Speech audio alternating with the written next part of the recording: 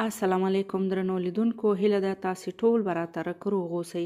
نن درته د پند ډک داستان لرم. تمه ده تر پایه یې وګورئ او زما چینل در سره حتما سبسکرایب کړئ.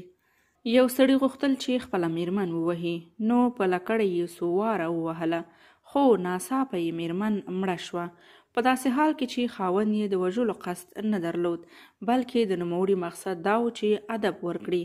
تر دې پیښې وروسته د میرمنې د کورنۍ یعنې خسرګنۍ څخه په ویره کې شوه او د دې پیښې څخه یې هیڅ حل لاره ونه موندله. نو د کور څخه راووت او خپل یو نږدې ملګري ته یې دا کیسه وکړه. هغه ملګري یې ورته وویل د خلاصون یوازینۍ لاره یې دا ده چې ته یو ښایسته ځوان پیدا کړې او خپل کور ته یې د میلمستیا په بهانه راوبلې.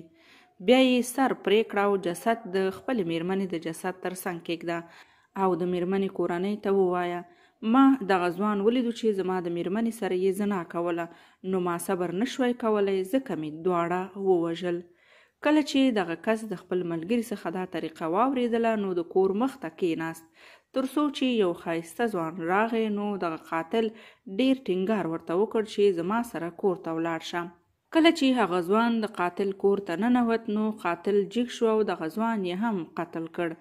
کله چې د میرمنې قریبان راغلل او دوه جسدونه یې ولیدل او دغه قاتل یعنې د میرمنې خاوند هغه درواغجنه کیسه ورته وکړل، نو هغوی بیرته ولاړل او څه یې ونه ویل. خو هغه ملګری چې دغه قاتل ته یې دا طریقه ورښولې وه، هغه یو زوی درلود. هغه زوی یې په دغه ورځ کور ته نه و راغلی، نو دغه پلار یې اندېښمن شو او د خپل قاتل ملګري کور ته ولاړ. د قاتل خاوند څخه یې پوښتنه وکړه چې آیا هغه طریقه دې عملي کړه؟ هغه ورته وویل هو. ملګري یې ورته وویل هغه ځوان راوښایه چې تا وژلی دی.